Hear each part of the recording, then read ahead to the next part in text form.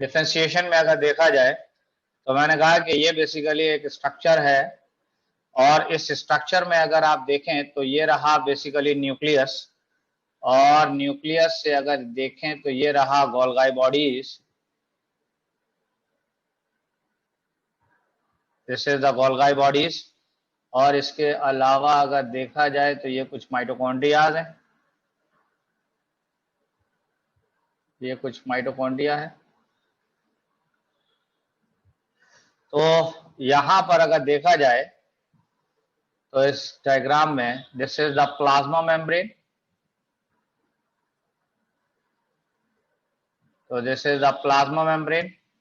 Plasma membrane के अलावा अगर देखा जाए तो ये है nucleus, this is nucleus, this is mitochondria, this is mitochondria. इसके बाद अगर देखा जाए तो this is the Golgi bodies, ठीक है। और इनकी बात की जाए ये वाले, तो दीज आर द सेंट्रियोल, ये क्या है, दैट इज द सेंट्रियोल्स है। इसके बाद अगर देखा जाए तो नेक्स्ट अगर डायग्राम देखा जाए तो ये डायग्राम कुछ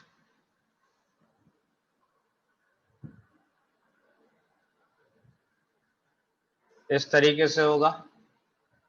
ये रहा न्यूक्लियस,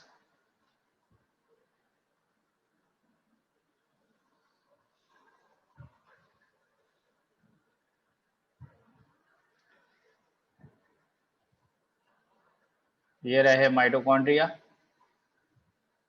और अगर देखा जाए तो ये रहे सेंट्रियोल। और सेंट्रियोल से अगर आप देखें तो ये एक फिलामेंट नजर आने शुरू हो गया, and this filament is known as exile filament, that is an axial filament, not exile बल्कि axial filament, this is an axial filament. Next अगर देखा जाए तो ये रहा न्यूक्लियस, ये रहा गोल्गी बॉडीज, ये रहे माइटोकॉन्ड्रिया, इसी तरह ये रहे माइटोकॉन्ड्रिया, और देखा जाए तो ये रहे सेंट्रियोल, और ये सेंट्रियोल इस तरीके से, ठीक है। और अगर बेटर है कि इसके शेप को भी थोड़ा सा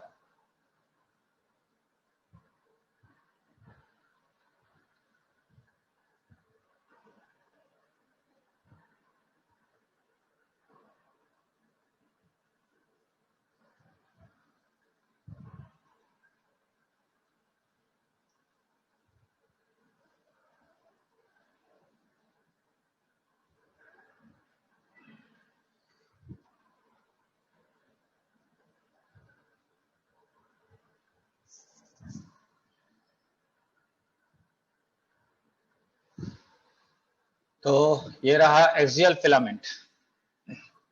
इसके बाद अगर देखा है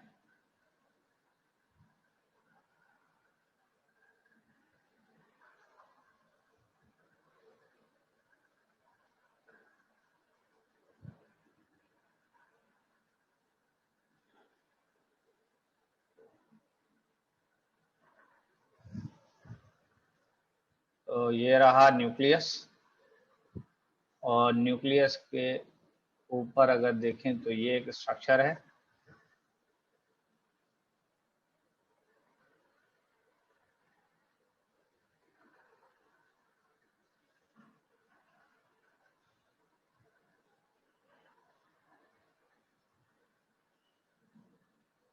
ये रहे माइटोकॉन्ड्रिया,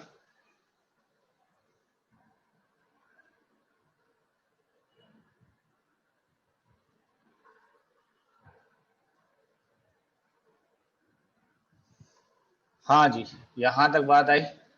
और इसके बाद अगर देखा जाए तो ये स्ट्रक्चर आया,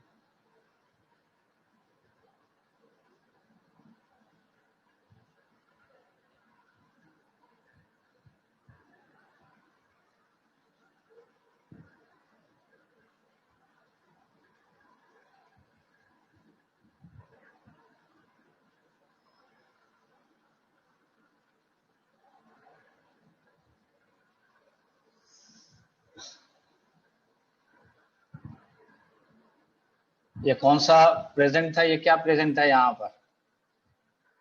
हाँ जी, proximal centriole. That is a proximal centriole.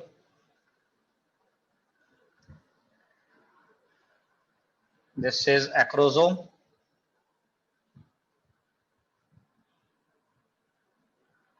This is acrosome.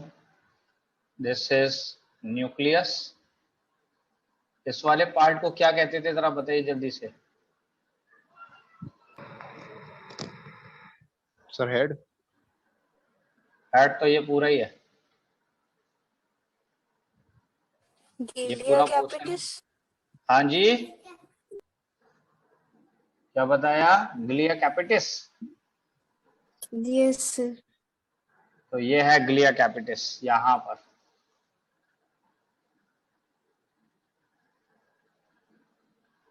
ये वाला जो पोर्शन है, this is called as galea capitis.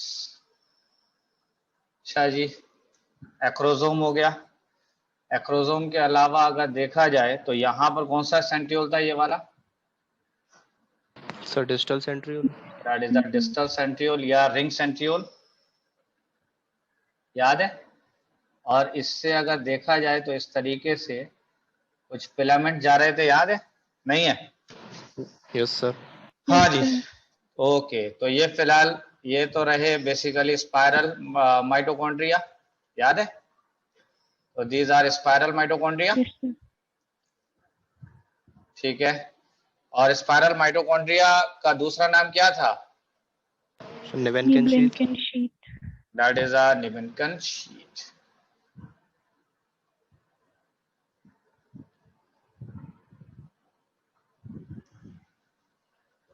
निबेनकन sheet.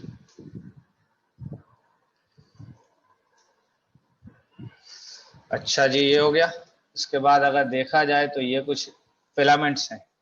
That is an axial filament. Axial filament. और अगर इसकी बात करें तो this is the fibrous layer. तो दिस इज फाइब्रस शीट है ये. तो this is a fibrous sheet. अच्छा, तो इसके कितने पार्ट्स होते थे, जरा बताइए स्पर्म के. Sir, three. Sir, three. 3 parts. कौन कौन से? So, head, middle piece or tail. piece. तो हेड, मिडिल पीस, और एक आपने बताया दैट इज द टेल. बात समझ रहे हैं? लेकिन एक पोर्शन और भी है जो कुछ किताबें कहती हैं कि पोर्शन है, कुछ कहती नहीं है. तो ये है बहुत छोटा सा पार्ट है, दैट इज द मिडिल नेक. तो हेड है, नेक है, देन मिडिल पीस है, और देन टेल है. समझ रहे हैं? यहां तक बात नहीं आ रही है? हाँ जी, Yes, चलिए sir. बताइए. ओके, तो सबसे पहले आइए that is the differentiation of sperm पर. तो दैट इज किस तरीके से डिफरेंशिएशन हो रहा है स्पर्म का. तो डिफरेंशिएशन ऑफ स्पर्म, तो इसमें सबसे पहला चेंजेस आएगा चेंज इन न्यूक्लियस. तो that is change in nucleus. किसके अंदर चेंजेस आया? हाँ जी, दैट इज न्यूक्लियस के अंदर चेंजेस आएगा. ठीक है. तो न्यूक्लियस में अगर देखा जाए तो शेप चेंज होगा. Shape of nucleus change. इसके बाद नेक्स्ट आइए, तो that is N acrosome formation. मेरा सवाल यह है कि एक्रोसोम किससे बना होता है, कौन बनाता है एक्रोसोम? पहली बात, एक्रोसोम के अंदर प्रेजेंट क्या है? Sir, हाँ जी, license. Enzyme, that is lytic enzymes हैं. तो ये एक्रोसोम को बना कौन रहा है? तो that is drive from Golgi bodies. Golgi bodies. तो ड्राइव फ्रॉम गोल्गी बॉडीज या गोल्गी बॉडीज. क्लियर? इसके बाद नेक्स्ट आइए, तो नेक्स्ट है that is the changes in centrosomes. That is the changes in centrosome. देख रहे हैं चेंजेस नजर आ रहा है सेंट्रोसोम में. दैट इज सेंट्रोसोम्स का मतलब हुआ, यानी that is a pair of centriole. तो कितने हैं इसके अंदर ये बताइए? Pair of 2 centriole, that is pair of centriole is present. तो यहां पर अगर देखेंगे तो पेयर ऑफ सेंट्रियोल प्रेजेंट होगा, समझ गए? और ये किस में अरेंज हो जाएंगे? Arrange in a single line, ठीक है? और कौन कौन से होंगे ये? एक क्या बताया था आपने? That is a proximal centriole, हाँ जी, और दूसरा क्या बताया था? That is a distal centriole. Distal centriole का दूसरा नाम? ring centriole. That is a ring centriole. That is ring centriole, ठीक है? इसके बाद अगर देखा जाए तो जो डिस्टल सेंट्रियोल था वो क्या फॉर्म कर रहा था? तो आपने कहा कि डिस्टल सेंट्रियोल फॉर्म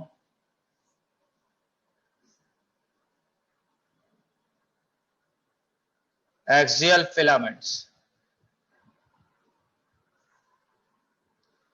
तो डिस्टल सेंट्रियोल किसको बना रहा है? एक्सियल फिलामेंट, समझ रहे हैं? Axial filament present in tail, present in tail. अच्छा जी, नेक्स्ट आइए, that is the changes in the mitochondria.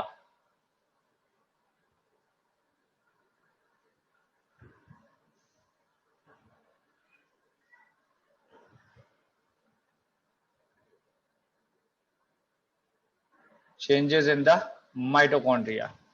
अगर चेंजेस देखें माइटोकॉन्ड्रिया में तो आपने देखा कि माइटोकॉन्ड्रिया आपस में ज्वाइन करके माइटोकॉन्ड्रियल स्पाइरल फॉर्म कर रहा था। तो मैंने कहा कि mitochondria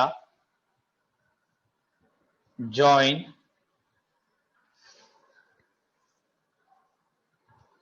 to form mitochondrial spiral, to form mitochondrial spiral. क्या फॉर्म कर रहा है ये? That is a mitochondrial spiral. और किसके अराउंड माइटोकॉन्ड्रियल स्पाइरल फॉर्म कर रहा था? Around the Axial filament. Axial filament.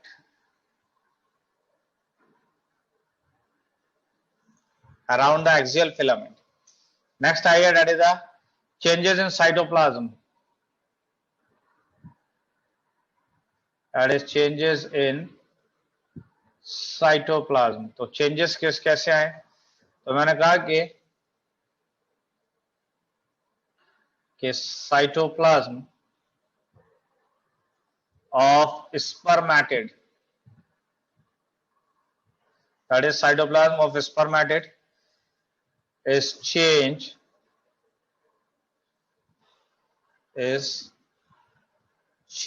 into condensed layer। तो जो साइटोप्लाज्म था वो किस में चेंज हो गया? दैट इज कंडेंस लेयर में चेंज हो गया, ठीक है? नेक्स्ट आ जाइए, that is are changes in plasma membrane. That is are changes in plasma membrane. तो प्लाज्मा मेम्ब्रेन में अगर आप देखें तो मैंने कहा कि क्या था प्लाज्मा मेम्ब्रेन में चेंजेस? तो मैंने कहा कि it extend from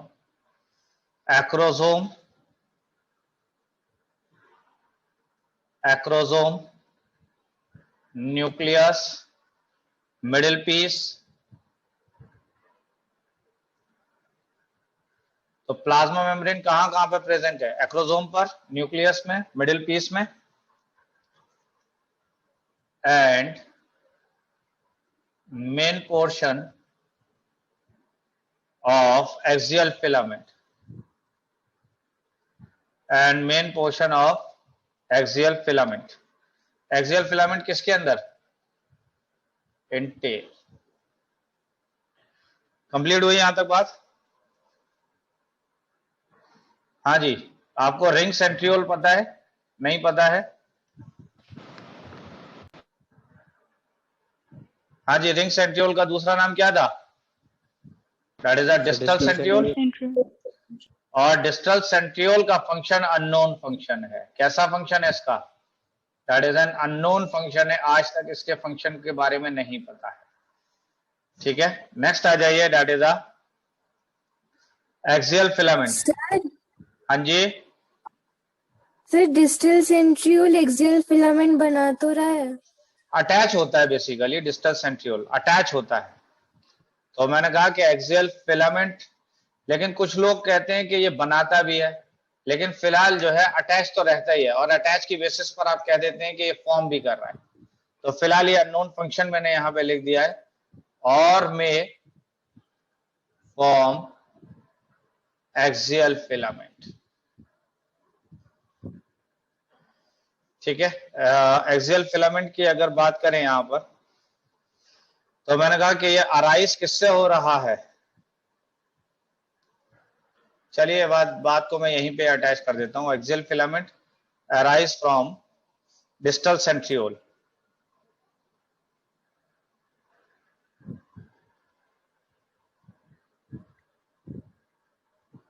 that is N arise from distal centriole. ये सही है। चलिए, यहां तक बातें कंप्लीट हो गई? हाँ जी, ओके, आगे बढ़ जाएं। Yes sir. नेक्स्ट आ जाइए, that is the differentiation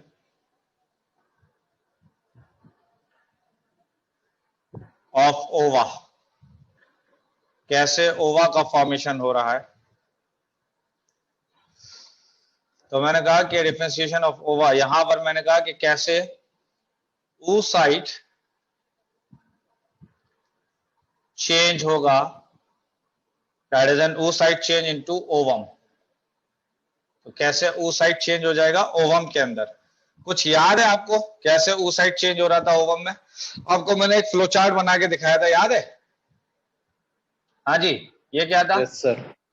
that is an oogonia। क्लियर है बात? oogonia का मतलब क्या है, जल्दी बताइए। Ovum mother cell. That is an egg mother cell. ठीक है, एग मदर सेल है। ओके, अच्छा, oogonia के अंदर किस तरीके का डिवीजन होता था? Sir mitotic. और माइटोसिस से ये कौन से सेल बनाते थे, किस तरीके के? Sir primary oocyte।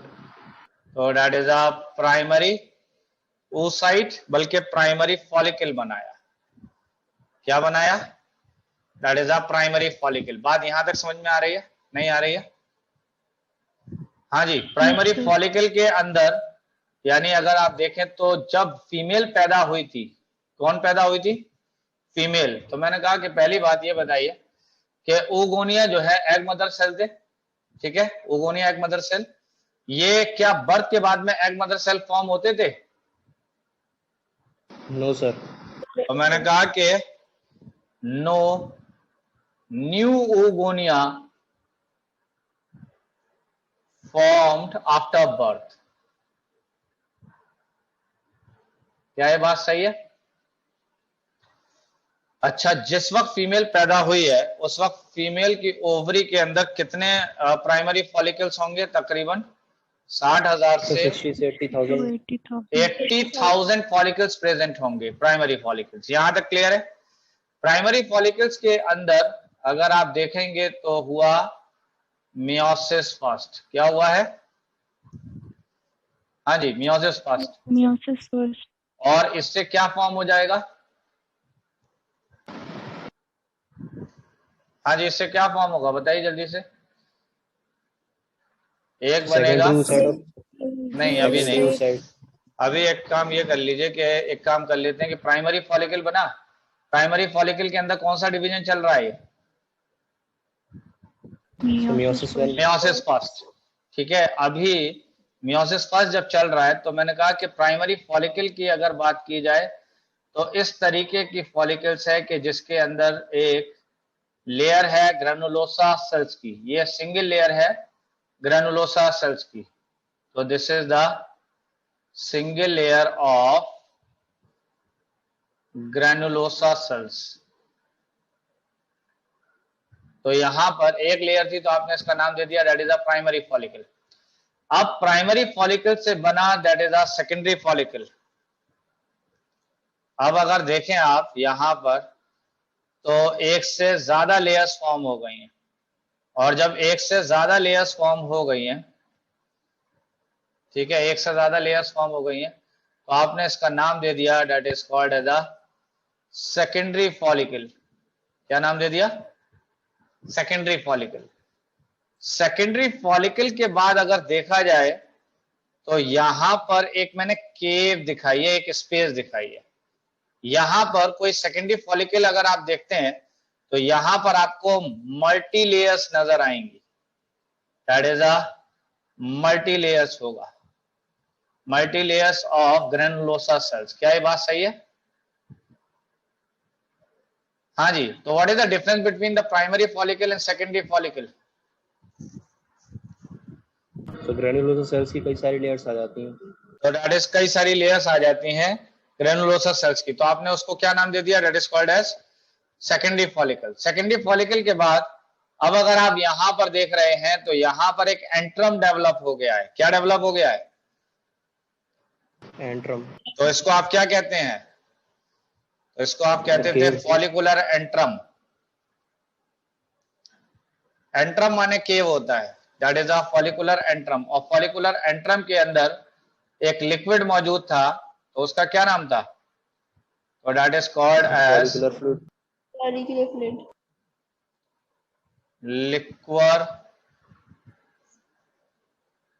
Liquor follicle.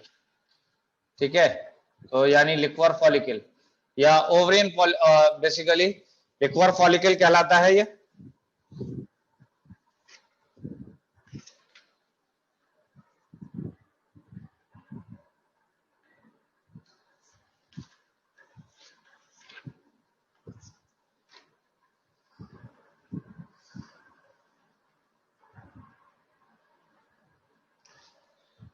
Liquor follicle कहलाता है, या फिर इसका एक और भी नाम है that is a follicular fluid. That is a follicular fluid भी नाम है। तो फिलहाल यहां तक कुछ बातें समझ में आ रही हैं? नहीं आ रही हैं? बताइए जल्दी से।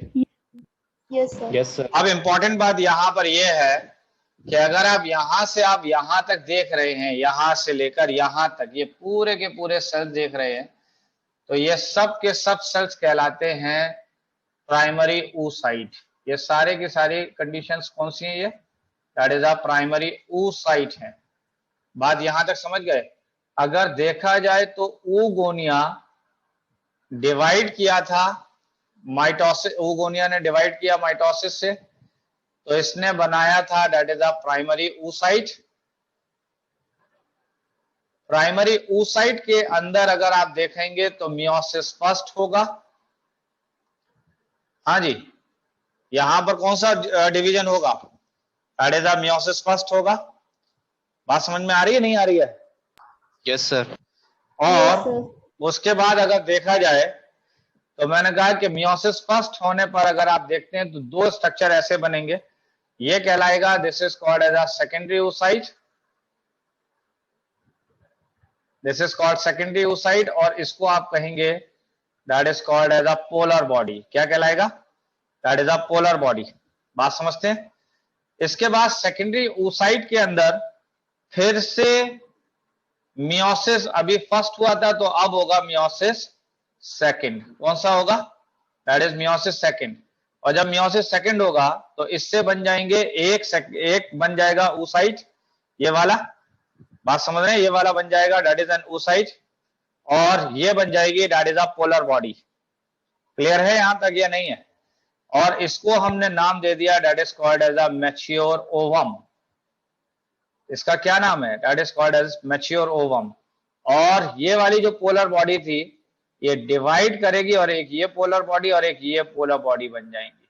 तो अल्टीमेटली ये सारी की सारी पोलर बॉडी बनी है, जिसमें कि ये सब की सब बाद में डिजनरेट कर जाएंगी, दैट इज ऑल डिजनरेट कर जाएंगी। ये सब की सब बाद में डिजनरेट कर जाएंगी। यहां तक कुछ बातें समझ में आ रही है नहीं आ रही है? हाँ जी। Yes sir. इसके बाद अगर देखा जाए तो this is called as the female pronucleus. तो this is a female pronucleus है ये। और अगर देखा जाए तो फीमेल प्रोन्यूक्लियस के अंदर ही यहां पर इसमें मैच्योर ओवम के अंदर अगर देखा जाए तो ये मेल प्रोन्यूक्लियस है, that is a male pronucleus है ये। इसका मतलब ये हुआ कि अभी मियोसिस सेकंड अभी कंप्लीट नहीं हुआ है, तब तक तो इसके अंदर फर्टिलाइजेशन हो चुका है। आप देख रहे हैं, यानी मियोसिस सेकंड पूरी तरीके से कंप्लीट नहीं हुआ तब तक इसमें आप देख रहे हैं फर्टिलाइजेशन हो गया है। बात यहां तक समझ में आ रही है नहीं आ रही है? ये देख लीजिए कि अभी ये सेकेंडरी oocyte था, नहीं था, और ये देख लीजिए कि स्पर्म आ गया सेकेंडरी oocyte के अंदर, दिखाई दे रहा है? बताइए। हेलो। तो मैंने कहा कि क्या सेकेंडरी oocyte के अंदर मियोसिस सेकंड कंप्लीट हुआ या नहीं हुआ? अभी अगर देखा जाए तो सेकेंडरी oocyte के अंदर मियोसिस सेकंड अभी चल रहा है, और तब तक अगर देखा जाए तो फर्टिलाइजेशन हो चुका है। यहां तक क्लियर हुई बात? नहीं हुई? जल्दी बताएं। Yes sir. ये सारी के सारी पोलर बॉडीज का क्या हुआ? डीजनरेट। सारी के सारी डिजनरेट कर गई। यही बात जो यहां पर मैंने लिखा है कि oogonia से प्राइमरी oocyte बना है, तो आप ये देख रहे हैं कि यहां पर oogonia के अंदर जब मियोसिस माइटोसिस हुआ, और माइटोसिस होने से उसने बनाया that is a primary oocyte, और प्राइमरी oocyte जब बना तो यहां पर अगर देखा जाए तो प्राइमरी oocyte के अंदर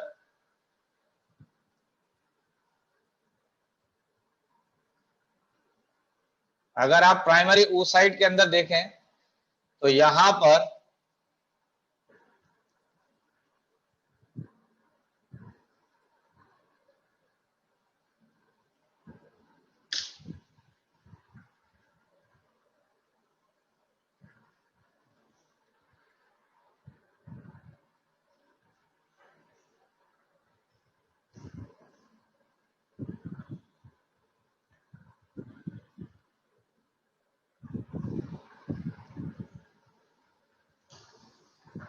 तो बात ये हो रही थी कि यहां पर अगर देख रहे हैं आप तो यहां oogonia के अंदर माइटोसिस हुआ था, तो ये क्या बना था? That is a primary oocyte, याद है?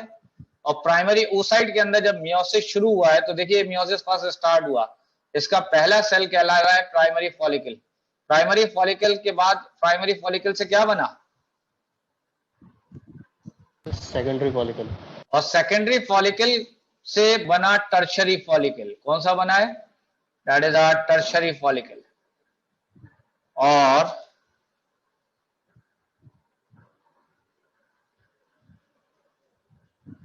That is tertiary follicle. Tertiary follicle जब बन गया तो टर्शरी फॉलिकल की पहचान ये है कि इसके अंदर फॉलिकुलर एंट्रम होगा।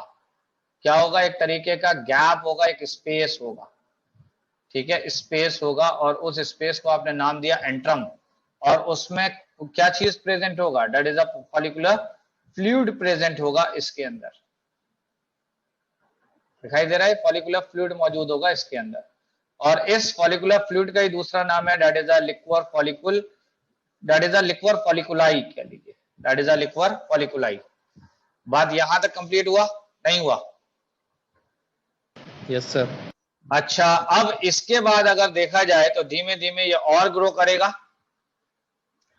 और जब ये और ग्रो करा तो इसने इस तरीके का स्ट्रक्चर फॉर्म कर लिया कि जहां पर आपने देखा कि ये ऐसे करके था, ये इस तरीके का स्ट्रक्चर था, याद है? और इसके ऊपर अगर देखा जाए तो ऐसे करके लेयर्स थी, याद है? हाँ जी, याद है वो जो थीका एक्सटर्नल थीका इंटरनल बताया था? Yes sir. तो ये बन जाएगा अब that is a Graafian follicle. So that is a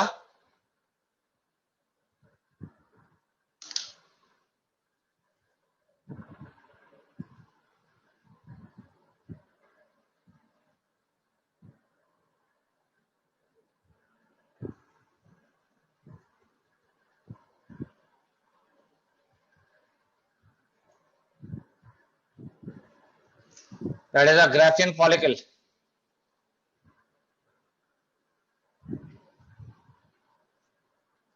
Graafian follicle बन गया यहां पर, और ग्राफियन फॉलिकल का मतलब हुआ this is the mature follicle. बात यहां तक समझ में आ रही है आप लोगों को या नहीं? Yes sir. यहां पर अब प्राइमरी oocyte जो है पूरी तरीके से बन चुका है, यानी प्राइमरी oocyte। प्राइमरी oocyte के अंदर कौन सा डिवीजन होगा बताइए जल्दी से? मियोसिस 1। मियोसिस, प्राइमरी oocyte तो कंप्लीट हो गया, अब मियोसिस फर्स्ट कंप्लीट हो गया ना फाइनली। अब ग्राफियन फॉलिकल से, अब अगर ग्राफियन फॉलिकल की बात करें हम, तो मैंने कहा कि ये जो मैच्योर ग्राफियन फॉलिकल था, यहां तक आप देख रहे हैं प्राइमरी oocyte यहां तक फॉर्म हो गया। और अब इससे अगर देखा जाए तो ये स्ट्रक्चर ऐसे था, और अगर देखा जाए तो ये ओवम इससे रिलीज हो गया, दैट इज ओवम इससे रिलीज हो गया। तो अब इसके अंदर होगा दैट इज मियोसिस सेकंड। कौन क्या स्टार्ट हो गया अब? That is meiosis second start हो गया यहां पर। अभी तक यहां मैच्योर ग्राफियन फॉलिकल तक अगर देखा जाए तो ये मियोसिस फर्स्ट कंप्लीट हुआ है यहां पर, ये पूरा का पूरा मियोसिस फर्स्ट यहां तक कंप्लीट हुआ है। जब ये मैच्योर ग्राफियन फॉलिकल से ओवम बाहर आ गया तो ये वाला एरिया कुछ खाली सा रह गया, नहीं रह गया? बताइए। और ये स्ट्रक्चर अब कहलाने लगा,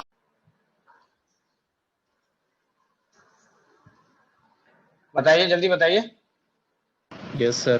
तो ये पार्ट क्या कहलाता था? This is called as corpus luteum.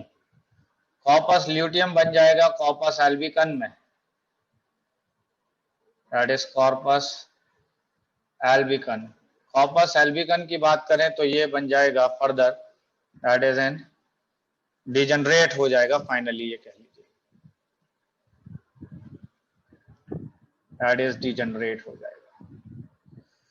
यहां पर अगर आप ओवम की बात करें तो इसके अंदर मियोसिस सेकंड चल रहा है। ये बात समझ में आ रही है, बात नहीं आ रही है? हाँ जी, मियोसिस अभी सेकंड चल ही रहा है। और सेकेंडरी oocyte के अंदर अगर आप देखेंगे तो ये स्पर्म आ गया, यहां पर फर्टिलाइजेशन हो गया, और अभी भी मियोसिस सेकंड चल रहा है। बात यहां तक कुछ समझ में आ रही है नहीं आ रही है?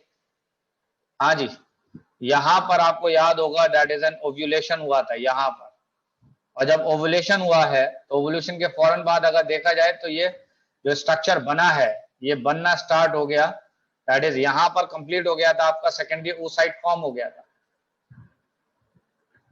तो मैंने कहा कि यहां पर अगर देखा जाए तो सेकेंडरी oocyte फॉर्म, और जब सेकेंडरी oocyte फॉर्म हो गया तो सेकेंडरी oocyte के अंदर कौन सा डिवीजन स्टार्ट हो गया? That is the meiosis second start हो गया। यहां तक क्लियर है बात? नहीं है? हेलो? Yes sir. अच्छा चलिए, ये देखिए एक बार दोबारा से इस चीज को देख लीजिए, मैं दो बातों को कोरिलेट कर रहा हूं। देखिए वजह क्या है, यहां पर मैंने कहा है कि ये है बेसिकली oogonia, ठीक है? oogonia के अंदर ये क्या हुआ है? माइटोसिस। माइटोसिस से क्या बना? That is a primary oocyte, ठीक है? प्राइमरी oocyte के अंदर अगर मैं आपसे सवाल ये पूछूं कि कौन सा सेल है जिसके अंदर मियोसिस फर्स्ट हुआ है, तो जवाब क्या है? Graafian follicle. That is a primary oocyte है, प्राइमरी oocyte जिसके अंदर मियोसिस फर्स्ट हुआ है, स्टार्ट, ठीक है? स्टार्ट हुआ है प्राइमरी, हाँ प्राइमरी oocyte बनने के बाद अगर आप देखें तो प्राइमरी oocyte के अंदर मियोसिस फर्स्ट हुआ। मियोसिस फर्स्ट जब चल रहा है तो फाइन लास्टली क्या बना? That is a secondary oocyte बना। सेकेंडरी oocyte के साथ साथ एक पोलर बॉडी बनी है, यानी सेकेंडरी oocyte बना और एक पोलर बॉडी बनी है। क्लियर है बात? सेकेंडरी oocyte के अंदर कौन सा डिवीजन स्टार्ट हुआ है बताइए जल्दी से? मियोसिस 2। मियोसिस सेकंड स्टार्ट हुआ। मियोसिस सेकंड जब स्टार्ट हुआ है तो सेकेंडरी oocyte के अंदर मियोसिस सेकंड स्टार्ट हुआ, और लास्टली अगर देखा जाए तो मैच्योर ओवम फॉर्म हो गया। मैंने कहा कि अभी सेकेंडरी oocyte के अंदर मियोसिस सेकंड चल ही रहा था, लेकिन उसी दौरान फर्टिलाइजेशन भी हो गया। क्या हो गया? फर्टिलाइजेशन भी हो गया। लेकिन अगर आप देखें तो यहां लास्टली अगर आप देख रहे हैं तो 3 पोलर बॉडी फॉर्म हुई और एक जो है मैच्योर ओवम फॉर्म हुआ है। तो ये पोलर बॉडी जो थी ये क्या हो गई? दैट इज डिजनरेट कर गई। और ये मैच्योर ओवम एक डेवलप हो गया। इसका मतलब एक प्राइमरी oocyte से एक ओवम प्रोड्यूस हुआ है। यहां तक क्लियर है बात? नहीं है? हाँ जी। अब मैंने कहा Yes, कि sir. प्राइमरी oocyte से यहां तक आने में 4 स्टेजेस आ रही हैं सेकेंडरी oocyte तक। पहली स्टेज आई, that is a primary follicle. पहली स्टेज कौन सी आई? That is a primary follicle. Primary follicle से कौन सी स्टेज आई थी? That is a secondary follicle. तो आप देख रहे हैं कि प्राइमरी oocyte जब सेकेंडरी oocyte में चेंज हो रहा था, उस दौरान मियोसिस फर्स्ट चल रहा था। मियोसिस फर्स्ट साथ के साथ चल रहा है, लेकिन जो स्ट्रक्चर है उसमें चेंजेस आ रहा है। तो पहला जो स्ट्रक्चर बना, that is a primary follicle, जिसके अंदर सिंगल लेयर थी ग्रेनुलोसा सेल्स की। फिर आया सेकेंडरी फॉलिकल, जिसके अंदर मल्टीपल लेयर्स हो गई। और फिर आया that is a tertiary follicle, जिसके अंदर एक तरीके की केव थी, गैप था, स्पेस था। और lastly that is a Graafian follicle बन गया। जब ग्राफियन फॉलिकल पूरी तरीके से मैच्योर हो गया, तो इससे ये बात समझ में आ गई कि सेकेंडरी oocyte फॉर्म हो चुका है। क्या फॉर्म हो चुका है? That is a secondary oocyte form हो चुका है। कब? जब ग्राफियन फॉलिकल बन गया था तब। क्या यहां तक बातें समझ में आ रही हैं? नहीं आ रही हैं? Yes, sir. अब जब सेकेंडरी oocyte बन गया, तो हमें ये पता है कि सेकेंडरी oocyte के अंदर कौन सा डिवीजन होगा? Meiosis 2. That is meiosis second होगा। मियोसिस सेकंड होने का मतलब हुआ कि जब सेकेंडरी oocyte अभी मियोसिस सेकंड में जब चल ही रहा था, उसी दौरान इसके अंदर फर्टिलाइजेशन हो गया। क्या हो गया? दैट इज फर्टिलाइजेशन हो गया। और लास्टली होते होते होते होते लास्ट में जाकर ये जाइगोट बनेगा और मियोसिस सेकंड कंप्लीट होगा। यानी जब ये जाइगोट बनेगा और उधर ही मियोसिस सेकंड कंप्लीट होगा। यहां तक कुछ बातें समझ में आई? नहीं आई? Yes, sir. तो अब हम लोग देखते हैं कि Yes, sir. क्या क्या चेंजेस आ रहे हैं बेसिकली डिफरेंशिएशन ऑफ ओवा में। तो आ जाइए, that is the differentiation of ओवा में। अब अगर देखें इसमें, तो पहला है, मैंने कहा कि changes in nucleus. That is the changes in nucleus. तो न्यूक्लियस में क्या चेंजेस आएगा भाई, ये देख लेते हैं। तो चेंजेस इन न्यूक्लियस में अगर देखा जाए, तो मैंने कहा कि oocyte becomes enlarged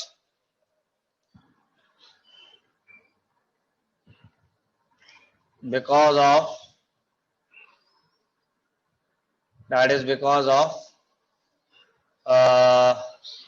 more nuclear sap। Nucleus SAP ज्यादा होने की वजह से इसका साइज क्या होगा? ज्यादा बड़ा होगा। बात यहां तक समझ गए? फिर एक इंपॉर्टेंट बनाकर मैंने यहां लिखा है, मैंने कहा कि oocyte of amphibians, reptiles, birds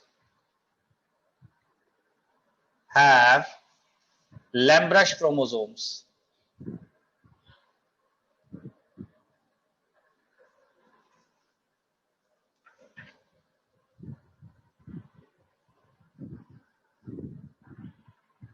Lamb-Rush chromosome।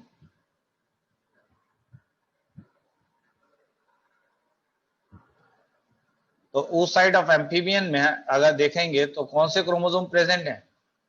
हाँ जी, that is the Lamb-Rush chromosome है। और ये जॉइंट क्रोमोसोम्स में आते हैं। That is a joint chromosome में। ठीक है, नेक्स्ट आइए, that is a changes in cytoplasm.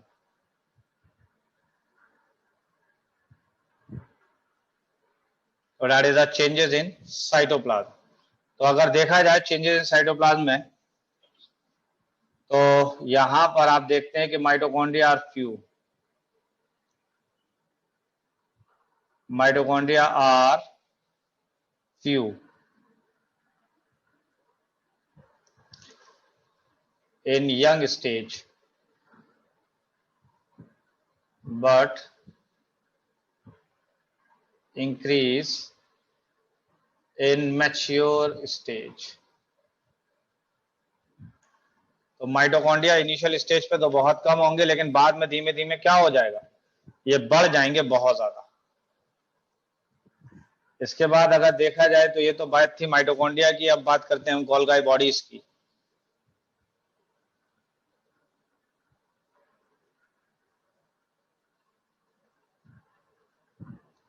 ठीक है, कंप्लीटली एब्सेंट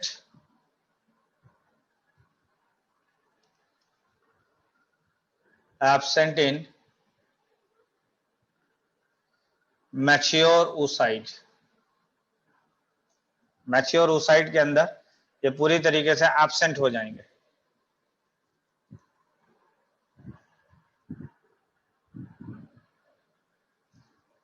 नेक्स्ट आइए, that is an endoplasmic reticulum.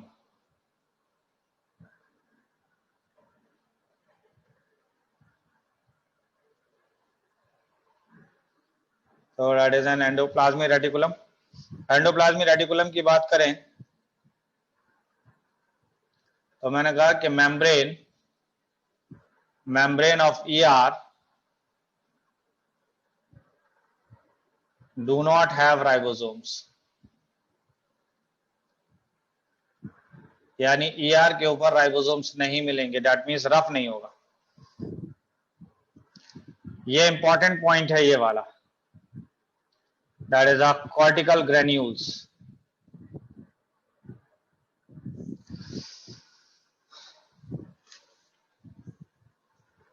तो मैंने कहा कि ये इंपॉर्टेंट है, पहले ही कह रहा हूं।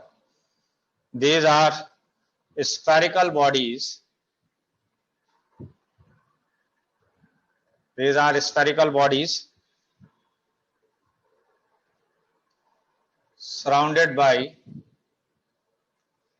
by simple membrane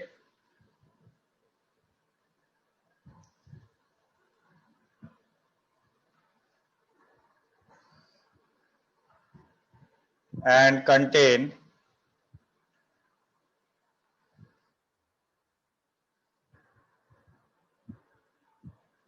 mucopolysaccharide,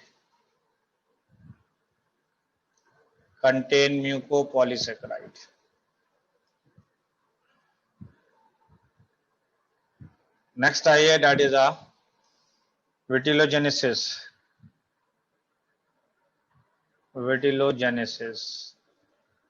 genesis का मतलब क्या है? Formation. That is a formation. तो इसका मतलब हुआ that is a formation of yolk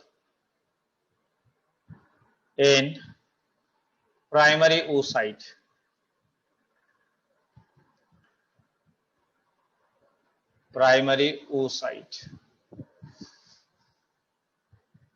is called vitellogenesis। ठीक है, यहां तक कंप्लीट हो गई बात? नहीं?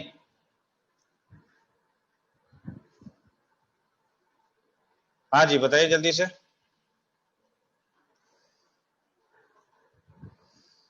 Yes sir. ओके, लिख लिया ये सारी चीजें? Yes sir. तो नेक्स्ट आइए, that is a menstrual cycle.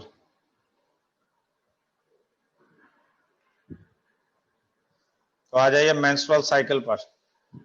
तो मेंस्ट्रुअल साइकिल किस किस में चलती है? पहली बात तो मैंने कहा कि present in humans, apes and old world monkey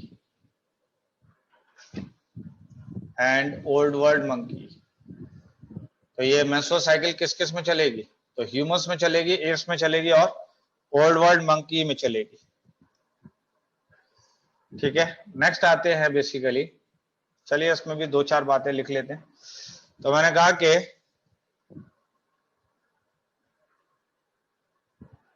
it is bleeding from uterus. It is bleeding from uterus of mature female at 28-29 days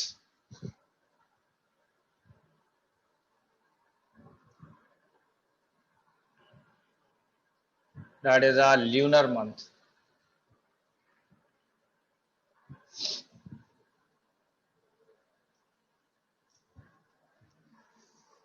तो मैंने कहा कि यहां पर in the middle of this cycle, in the middle of this cycle, ovum is released. तो middle of this cycle में क्या release हो जाएगा? That is an ovum release हो जाएगा। ठीक है,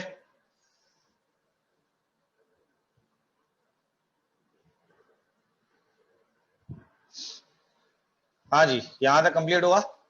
नहीं हुआ? नेक्स्ट Yes, आते हैं, sir. That is a menarche. What is menarche?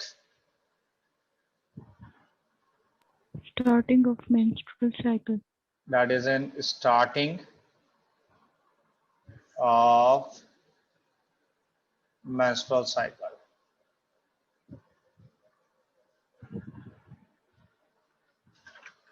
Starting of menstrual cycle in female,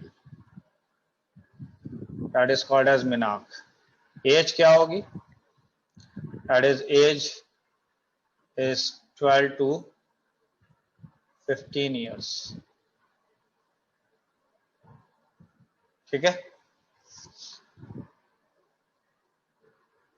next आ जाइए, दैट इज एन मेनोपॉज पर। तो that is an stopping of menstrual cycle.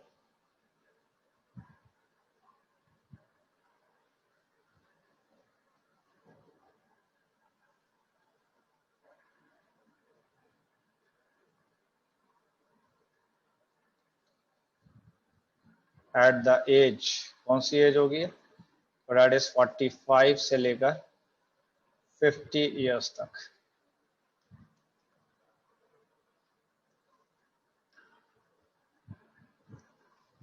हाँ जी, कंप्लीट हो गया यहां तक?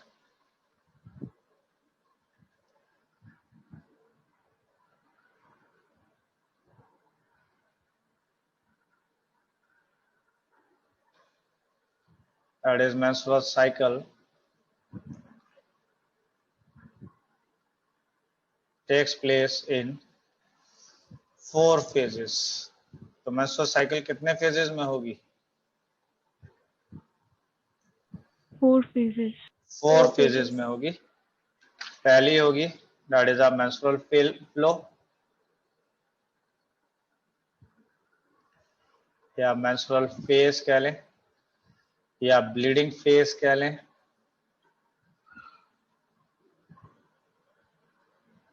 और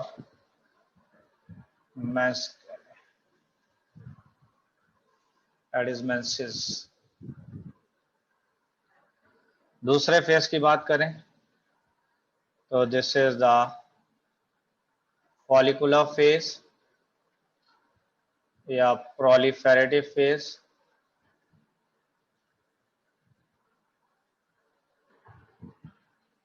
और that is a follicular phase या प्रोलिफेरेटिव फेज। नेक्स्ट आइए, that is N ovulatory phase.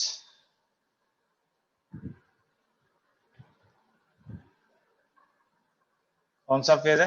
That is N ovulatory phase. और फोर्थ फेज की बात करें तो that is a luteal phase. Luteal phase कह लें या सिक्रीटरी फेज कह लें, that is a luteal phase या सिक्रीटरी फेज कहलाएगा। तो मेंस्ट्रुअल साइकिल कितने फेजेस में हो रही है? 4. दैट इज अ 4 फेजेस में। कौन कौन से हैं? हाँ जी, कौन कौन से फेजेस हैं? menstrual phase, follicular phase, ovulatory phase और luteal phase। Luteal phase. Clear? अच्छा जी,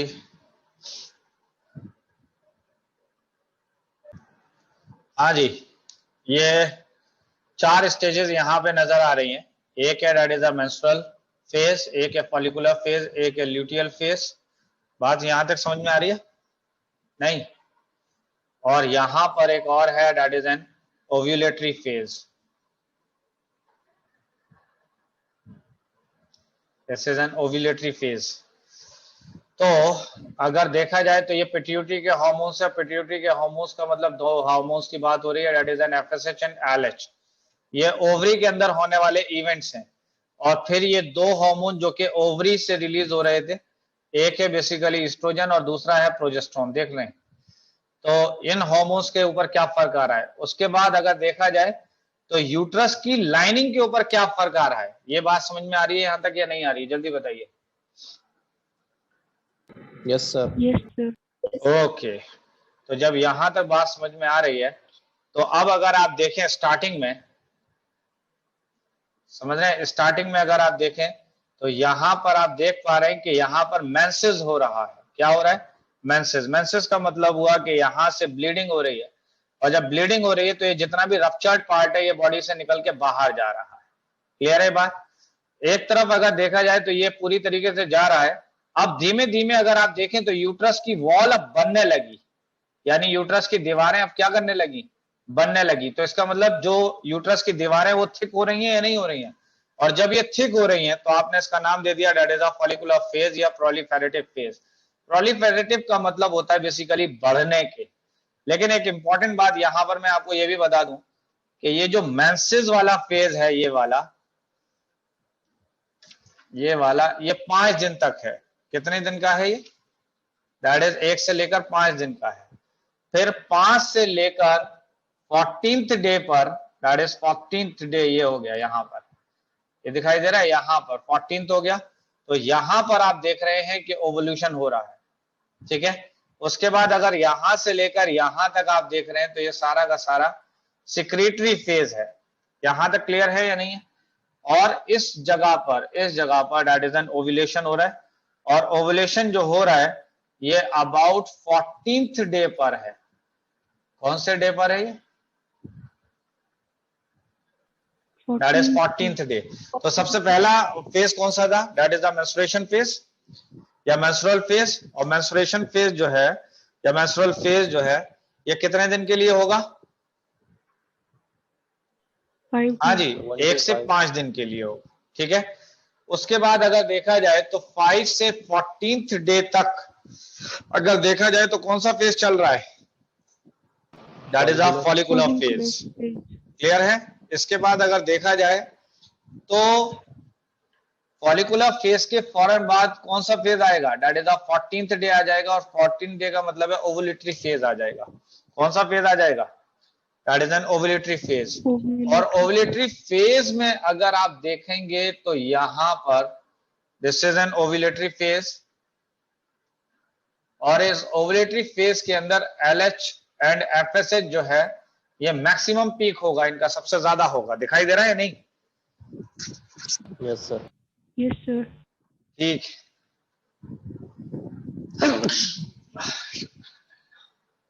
यहां तक क्लियर हुआ? नहीं हुआ? और इसके बाद अगर लास्ट में देखें तो 15 से 28 दिन तक या 29 दिन तक, 28 दिन तक जो है, 29 दिन तक जो फेज हो रहा है वो कौन सा है? That is a secretory phase. यहां तक कंप्लीट हुई बात? नहीं हुई? अब अगर देखा जाए तो फर्स्ट डे पर आप देख रहे हैं यहां पर कि that is a follicle develop हुआ। फॉलिकल जब डेवलप हुआ तो यहां पर ये पहले था oogonia,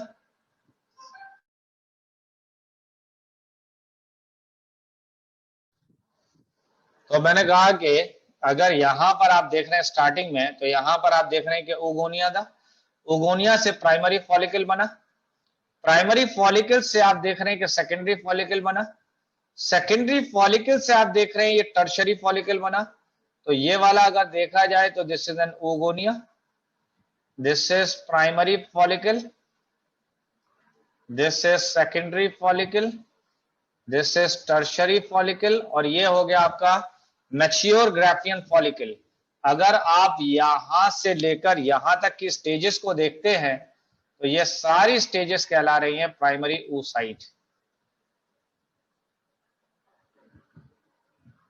समझ रहे हैं? यहां से लेकर यहां तक ये प्राइमरी फॉलिकल से लेकर ये वाली स्टेज,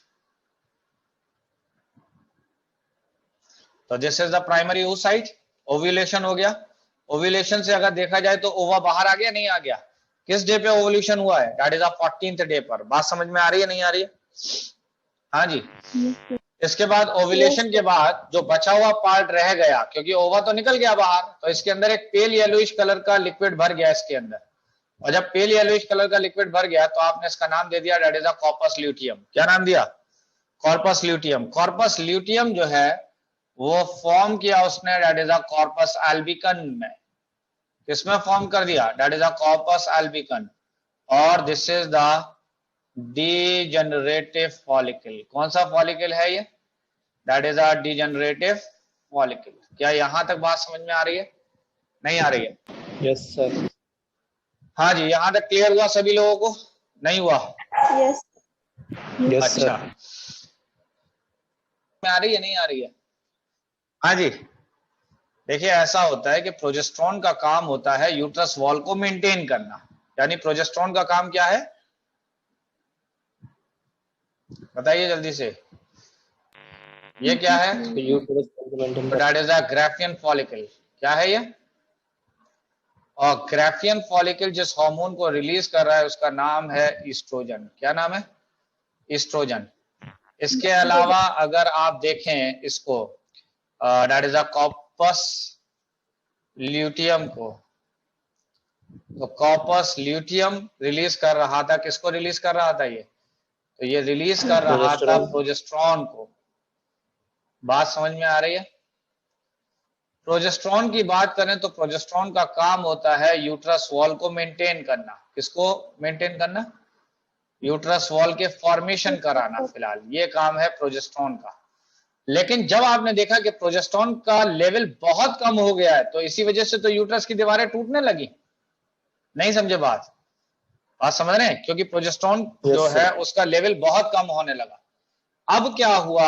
धीमे धीमे फॉलिकुलर फेज आया। इसका मतलब क्या हुआ कि अब ये यूट्रस की दीवारें धीमे धीमे बनने लगी।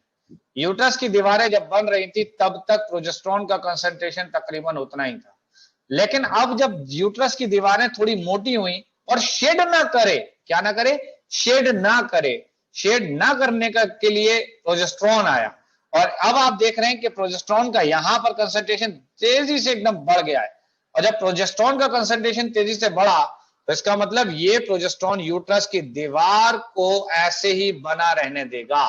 समझ रहे हैं? ये नहीं, प्रोजेस्टेरोन का काम है कि यूट्रस की दीवारों को मेंटेन करके रखना, तो ये मेंटेन करके रखेगा। यहां तक क्लियर है? बात नहीं है? हाँ जी। ये कौन सा हार्मोन था? हाँ जी, ये कौन सा हार्मोन था? जल्दी बताइए। अरे भैया, ल्यूटिनाइजिंग हार्मोन नहीं था ये? Yes sir. तो जब ये ल्यूटिनाइजिंग हार्मोन था तो जरा देखिए, जिस वक्त 14th डे था, 14th डे पे क्या हो रहा है? Ovulation. ओव्यूलेशन हो रहा है। ओव्यूलेशन का मतलब हुआ कि रिलीजिंग ऑफ एग हो रहा है। और जब रिलीजिंग ऑफ एग हो रहा है तो उस वक्त एलएच की क्वांटिटी आप देख रहे हैं कि बहुत ज्यादा नहीं बढ़ी हुई है। बताइए। Yes sir. तो इसका मतलब एलएच हार्मोन का काम है कॉज ओव्यूलेशन। एलएच किसको कॉज करेगा? दैट इज एन ओव्यूलेशन को कॉज कर देगा। क्या यहां तक बातें समझ में आई या नहीं आई? Yes, sir. ओके, यहां तक क्लियर हो गया कि ओव्यूलेशन कौन करा रहा है? LH. LH hormone. चलिए फिर आज यहीं तक ही रखेंगे, इसके बाद अगले बार में पढ़ाएंगे।